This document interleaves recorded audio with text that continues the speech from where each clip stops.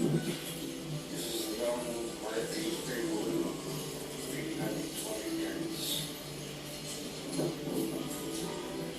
She using a dragger.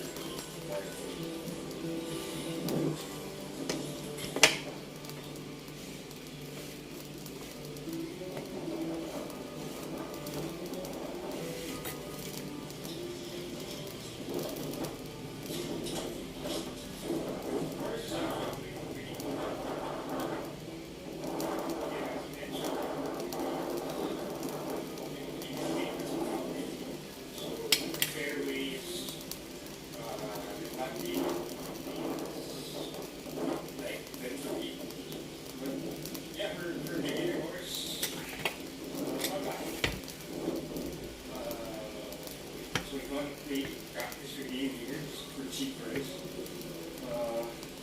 Come on over.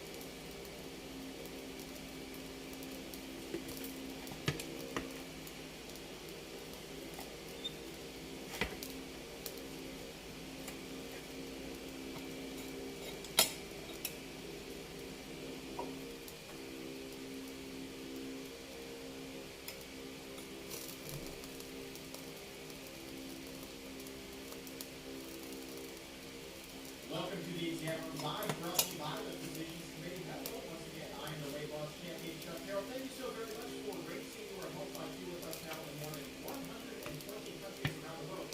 Making the exam room one of the most downloaded nutrition podcasts anywhere on the planet. Cannot thank you enough for helping us to make the world a healthier place. Now, today we are going to be talking about sleep. You know, what is the connection between food and sleep? How is what you eat affecting how you sleep at night? Is that fourth meal going to take it to probably hours of slumber? Or is it the worst idea and to take it to tossing and turning? Well, we are going to find out as we welcome the man with the master plan for sleep, Dr. Neil Barber. He is also the author of the book, Your Body in Balance, which delves really into this topic. So we're going to be covering a lot about that, finding out what the best foods to sleep, what you want to avoid. Also, we're going to be opening up the doctor's mailbag, which means that it's your opportunity to not only ask your sleep questions, but literally about anything else health related that is on your mind. So go ahead right now, post your questions in the comments or in the chat. You can also send them to me on Twitter and Instagram. I am at Chuck Carroll.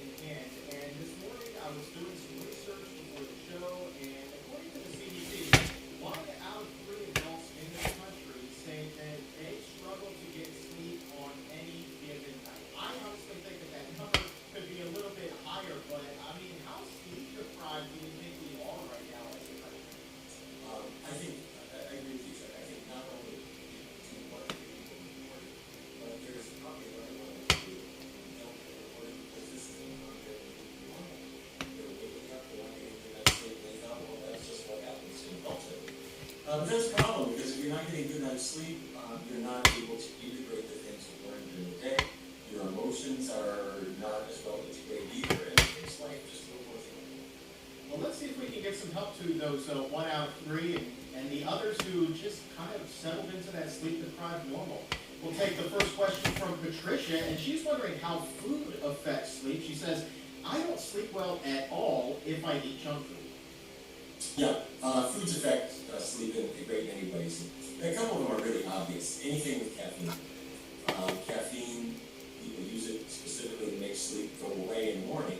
The problem is that everybody eliminates the caffeine differently.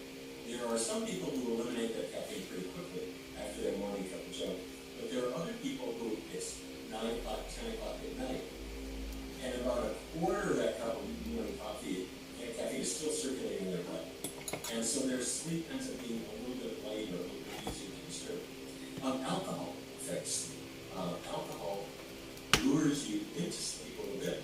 But then, a little after midnight, that alcohol is modified by your liver to another compound called aldehyde, as in Dr. Jekyll. Aldehydes are stimulants. And so you'll find your sleep gets rocky around 2, 3, 4 in the morning. So those are some real obvious things. Carbohydrate generally helps sleep. When I say carbohydrate, starch, bread, that kind of thing. It stimulates the production of serotonin, which helps you sleep. High-protein foods do the opposite and make sleep less better.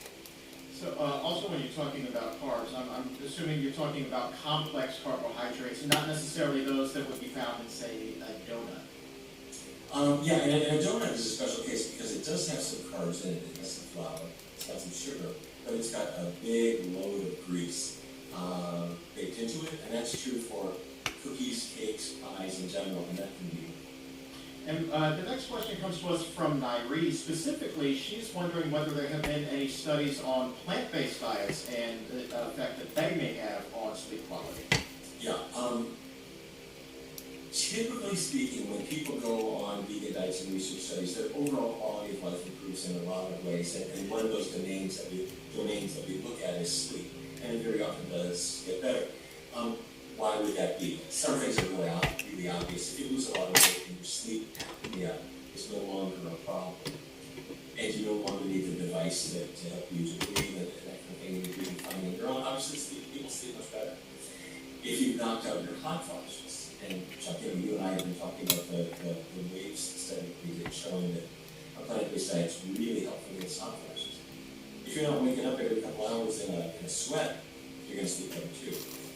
But we think that there is also something just about the effect of diet on brain chemistry, so that mood is a little bit better, depression is lightened up a little bit, anxieties are calm, and those things seem to help sleep a little bit better too. Now don't get me wrong, Jeff, I don't want to say that everybody who follows a completely plant-based vegan diet suddenly sleeps like babies, because they still have the weight of the world on their shoulders too. They have problems to deal with and things in the world that they want to change. And they may not win the lottery yet either. So there could still be reasons why we don't sleep very well, but plant-based diet is one of the ways that we can do that. A little bit earlier in the show, mentioned the term fourth meal, which means eating late at night. And that brings us to Annie's question, and she's wondering, what is the latest we should be eating at night? Is there a cutoff time? I don't think we have a particularly good cutoff time. There are people who feel that late night eating really interferes with sleep. It may be that it's more a question of what it is that you have, and how you were doing before.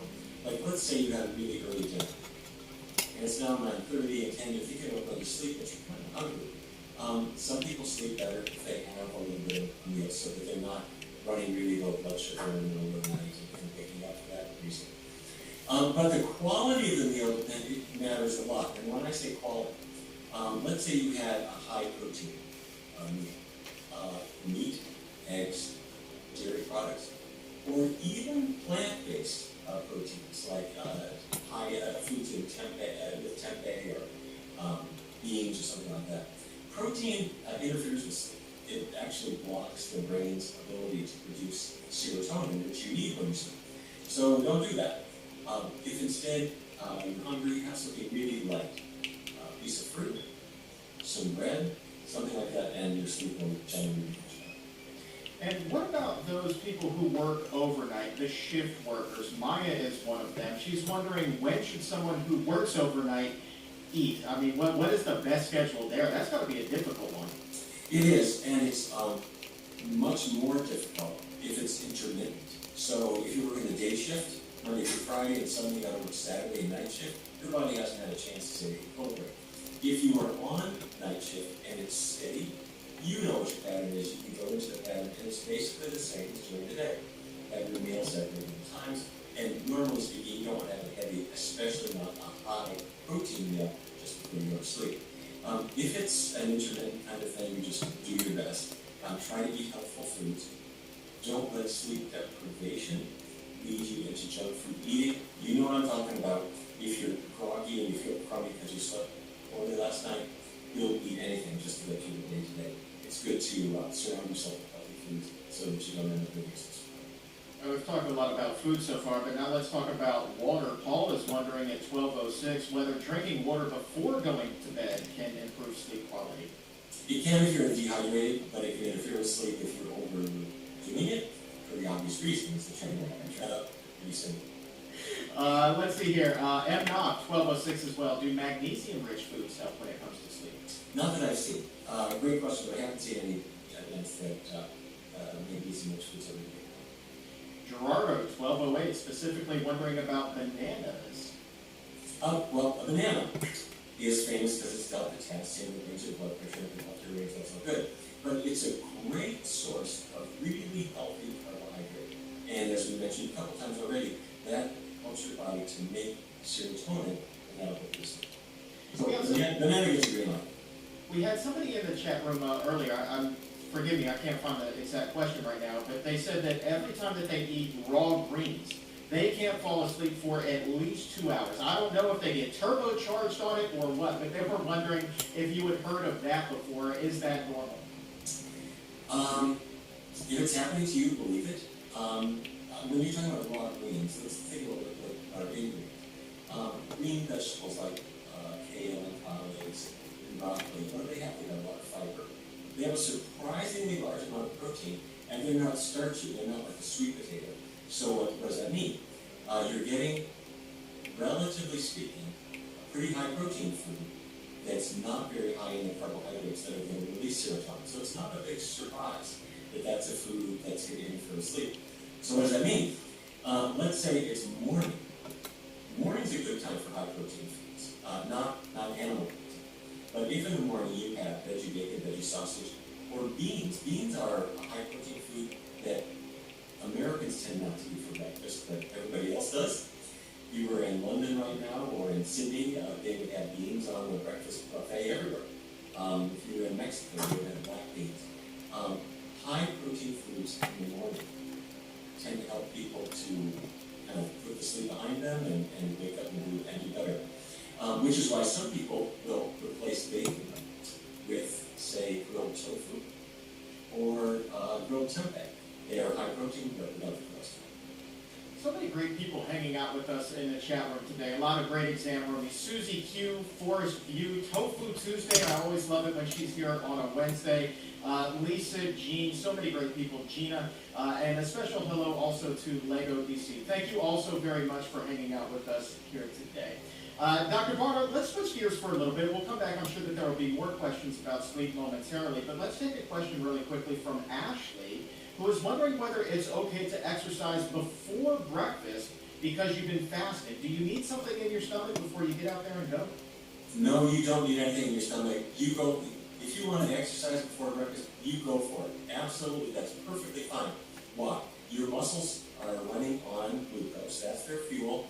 And even if you didn't have any breakfast, you've got glucose because your muscles store it. It's glycogen, it's there, it's batteries, it's charged up. You are ready to go. Don't forget your bottle of water because you don't want to get dehydrated. But no, you don't need to eat before you go. And a lot of people don't want to eat before they exercise because they don't want to have food jostling all around in their stomach when they're up between mile 3 and mile 4. So you go ahead, you don't have to have breakfast before you exercise. She's got a follow-up as well. Should you then be eating extra calories after you've exercised on an empty stomach? Yeah, absolutely, and you don't have to do it intentionally. Your body knows that you just burned some calories. How much? About 100 calories per mile. And surprise, that's true whether you walked it, jogged it, or ran it at full tilt. About 100 calories per mile. It depends on your size and other things. But your body knows that. And so after your 5K, your body says, well, I think we better have a little extra food. Because your body wants to not only have the energy that you will need because you depleted some glucose, but it wants to also store up some extra glycogen in your muscles and liver in case you decide to do the same thing the next day. So yeah, you're going to be eating more, and it happens all the time. Let's switch back to sleep. The conversation continues on right now with the exam roomies in the chat. Some are wondering about the connection between melatonin and sleep. If you could talk a little bit about that. Yeah, melatonin has been talked about for a long, long time. There's some best-selling books about using melatonin, and some would call it a miracle. I think that's overselling it, but it works. Melatonin is something that can be used as a supplement, and it does help promote sleep, and it's easy. And Hewlett, our friend, he's the muscle-bound vegan. He's wondering if tart cherries are a really good source of melatonin. I would have guessed not, but I think I'm going to have to look that up and see. Fair enough. Let's see here. Okay, Cherie, she is transitioning right now to a plant-based diet, but she said, look, I've been having these headaches since I made the switch. Is it possible for someone after they switch to a plant-based diet to have some headaches? Okay, we did a study a number of years ago on migraines, and specifically we used diet changes to see if migraines could go away. And by the way, a migraine is not just a bad headache. A migraine is a specific type. It's pounding, not constant. It's sort of an air or hammer against your head. Usually on one side, sometimes both sides, but usually one side. And along with the headache comes a sense of really being sick to your stomach. And it lasts a really long time. It's not just a stress headache that comes in. And so what about diet? Researchers have found, and these people with migraines have found, that certain foods trigger their headaches. Dairy is probably number one, but others can too. Chocolate can do it. For some people, something like citrus fruits can do it. There's about a dozen common triggers, but dairy is probably the most common. If you eliminate the common triggers and your migraines go away, then you can put those triggers back into your diet and see which ones really are the bad triggers and which ones you can add them without a problem. A lot of people do that kind of elimination diet. I've written about it in the cheese trap in case you want to try it. But now you went vegan and your headache started. What's that about? What I would do is I would look to see if there was something new that you added. If I'm going to make it up. Let's say you really weren't doing tomatoes much before, and now you're having lots of tomato sauces, and although they're very healthy, if you have a little sensitivity to them, you might be having symptoms you wouldn't have otherwise. So look to see if there's something new that you've added. You might eliminate it after a while and see if you might raise it. Now let's go back again to sleep. Hot topic still. You mentioned that sometimes when you eat that junk food late at night, you wake up and you just feel kind of you're just bloated, just not really yourself. But Sophie at 1214 is wondering whether it's normal to feel a little bit dizzy after eating a lot of junk food the night before. Have you heard of that connection at all? Let me make sure I understand. So this is a person who's gone to sleep, and in the middle of the night, they wake up, and at that point, they're feeling dizzy, and they're spinning. If that's the idea, no, I have not heard of that. If it really depends on the specifics of what you're experiencing, but if you're having vertigo or something like that, you might want to see a doctor to try to find out what that's about. If it's an occasional thing, if this is a rare case of just feeling kind of dizzy and it goes away, that's not vertigo. We talked a little bit about food and mood as well earlier, but Arzu was wondering specifically about the connection between a plant-based diet and anxiety. Is there any relief that somebody could have with an anxiety problem if they take meat, they take dairy out of their diet? Yeah, when we did our studies with Geico Insurance Company, we brought in lots of people who all worked there and they changed their diets, and we noticed that anxiety was one of the things that got better in that group. That wasn't the reason we did the study. We did the study to help them lose weight and improve their diabetes. But depression seems to lift a bit, and anxiety seems to improve a lot as well. Now, on the other hand, let's say you made a diet change, and now you're feeling a little more anxious or more on edge or something like that. I suspect that that can happen if a person's diet has gone too high into carbohydrate in the morning without some protein in it. Now, I'm not talking about animal protein. What I would say is that when a person starts their day with some plant-based protein, grilled tofu, grilled tempeh. What's grilled tempeh? Go to the store, you get tempeh and marinate it for a couple seconds in soy sauce. Put it in your nonstick pan, cook it on both sides, and it's sort of like bacon, except that it's high in protein, but it doesn't have any cholesterol and all that crap. Those high protein foods, tofu, tempeh, beans, veggie bacon, veggie sausage, if you start your day with those foods, and then have the carbohydrate-rich foods right afterwards, with oatmeal, toast, or fruit, somehow having that pre-treatment with the plant-based protein will put you on a more even keel later in the day. Scientists explain this as the protein blocks the production of serotonin that the carbohydrate really must cause. And during the day, that's a good change. So if you're feeling a little not yourself, a little depressed, a little anxious, you might try this plant protein first thing in the morning and see how you do. You can have the carbs immediately afterward, but have the first thing that you eat be plant protein, tofu tempeh, scrambled tofu, veggie sausage, veggie bacon, those kind of things. Let's reach into the mailbag here. Get a wild card question. JD at 1218 writes, I've been told that mushrooms should not be eaten raw. Is that true? Yeah, it probably is true. They probably should be cooked with traces of formaldehyde. Ooh, that doesn't sound like a whole lot of fun. No, and you think that raw mushrooms are great. You can put them on a salad, but I would suggest that generally speaking, you want to bring them. Alicia, what is the best form of B12? Cyanocobalamin or methylcobalamin? The best form is the one that you take. You are right, there is cyanocobalamin, there's methylcobalamin. You'll see both on the shelf. They're both fine, they're both perfectly effective. The cyanocobalamin frightens people because it has the word cyan, like cyanide. It's really just a theoretical thing. There are trivial, they won't the B12 is good. The one thing I would pay attention to is the amount. You need very little. The average person, the average adult needs 2.4 micrograms. It's not a gram, it's not a milligram, it's a microgram. And you go to the store and you don't find any that are that small. And you might find one that's 100, maybe 500. Okay, fair enough. But you don't need the one that says 5,000 micrograms, 10,000 micrograms. You don't need that unless your doctor has specifically prescribed it to make a food. And she had a follow-up. She's wondering, because we need so little, is it okay, or is she getting enough if she takes 1,000 micrograms of it once a week?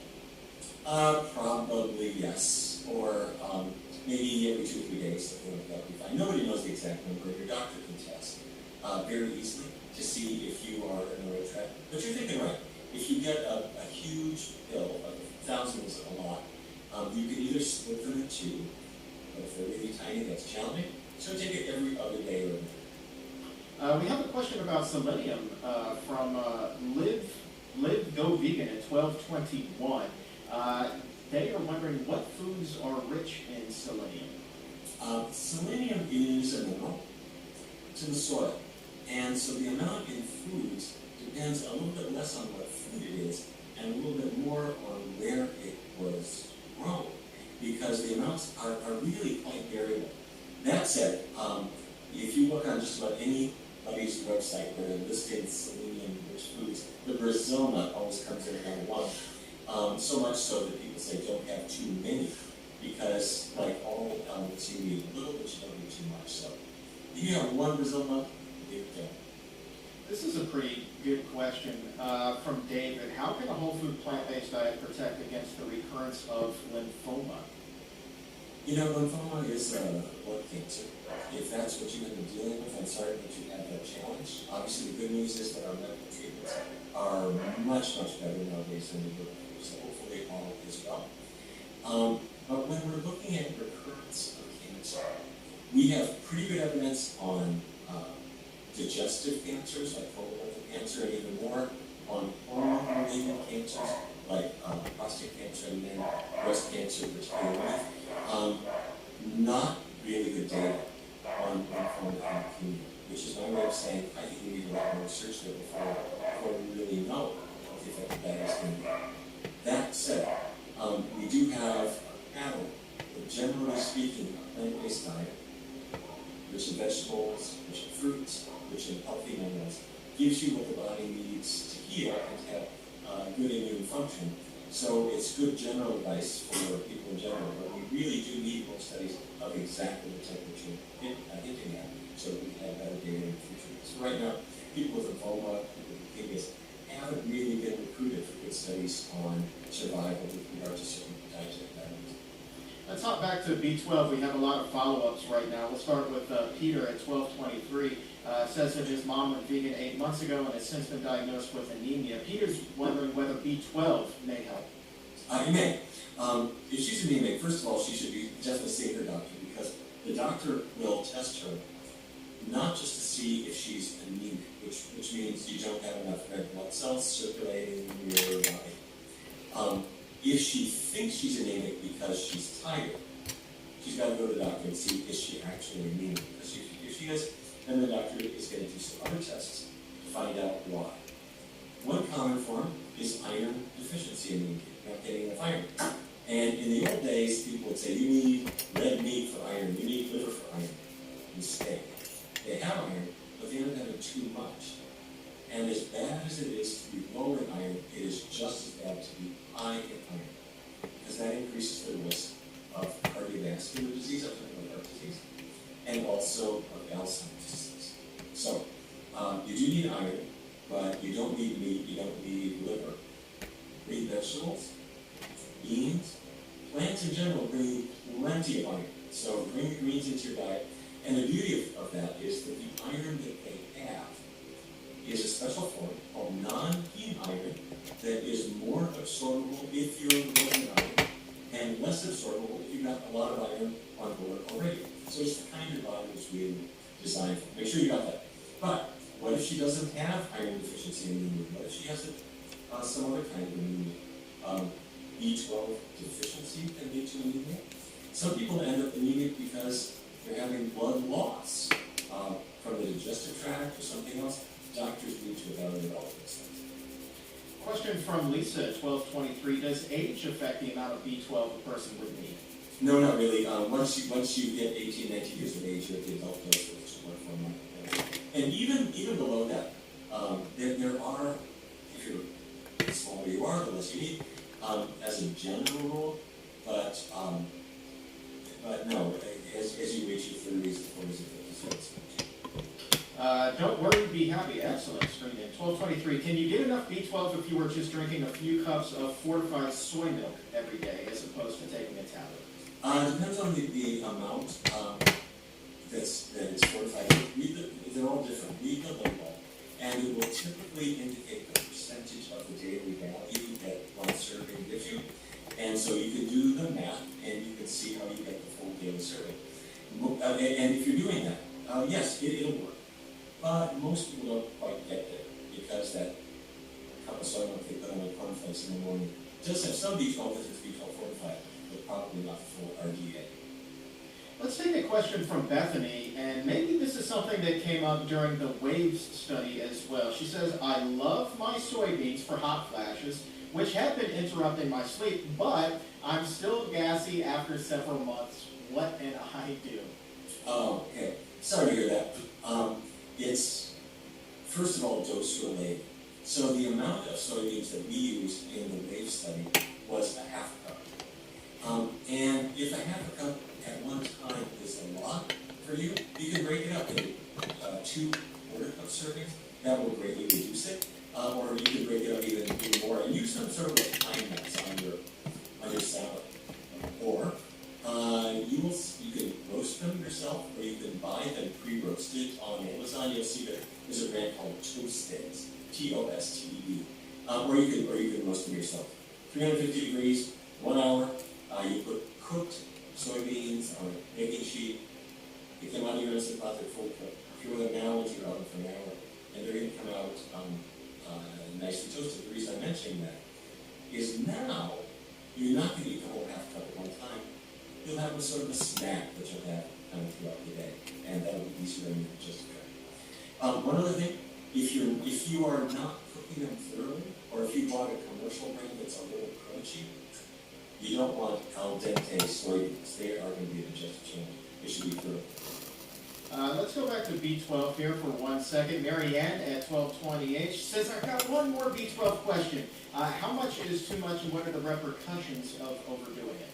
Oh, what a great question. We don't know the full answer to that, but a study came out probably about 2 years ago that seemed to suggest that people who were having very high levels of B12 were in trouble. But what they were reporting was not an oral dose, it was blood tests.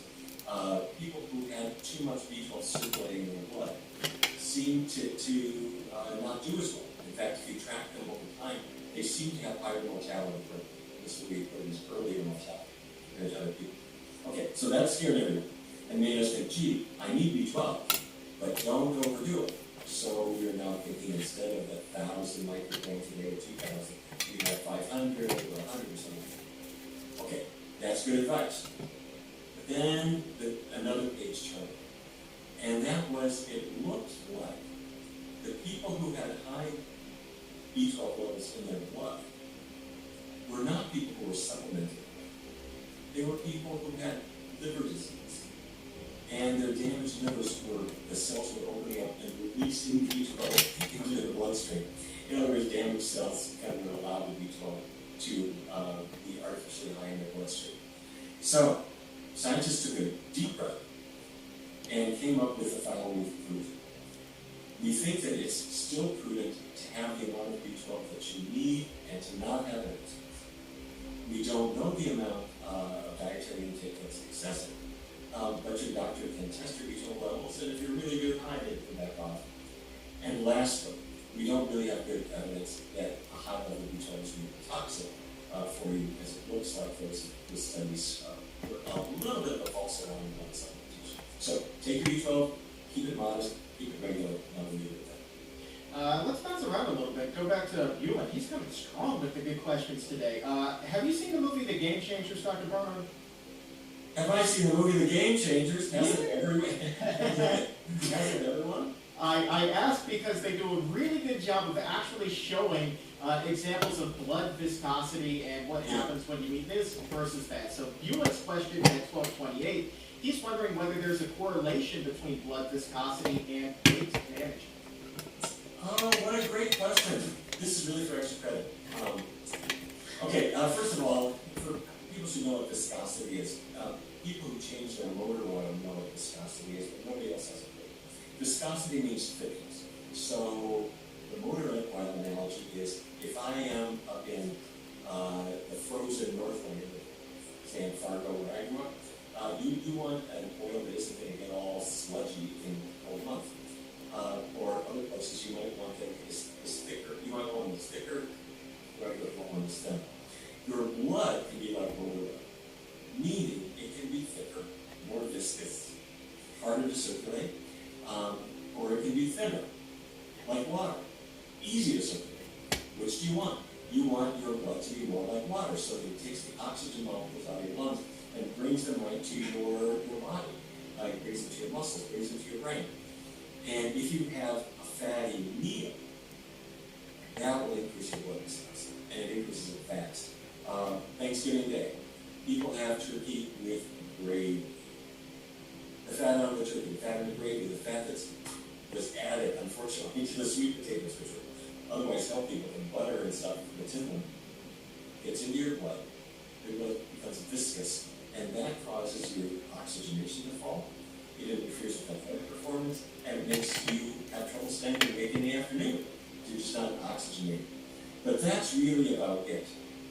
Beyond those effects, I am not really aware of the viscosity of the blood would affect, say, body weight or something like that. I'd be surprised if it did. But it does have the effects we just described, and this is one of the reasons why when people go to a plant-based diet, their blood pressure comes right down, because their blood viscosity cleaned up. Their blood circulates more easily, and you don't need so much pressure to keep your blood circulating. That answer was on fire. That was fantastic. Well done, sir. This will be on the test. I also want to give a round of applause to Maria. Boy, this just makes my day. At 12:29, Maria writes, I went vegan in March. Cholesterol is down 40 points, and I've lost 25 pounds. She says, your podcast gives me weekly motivation. That is the best thing that I've heard all day. Thank you very much, Maria. Congratulations.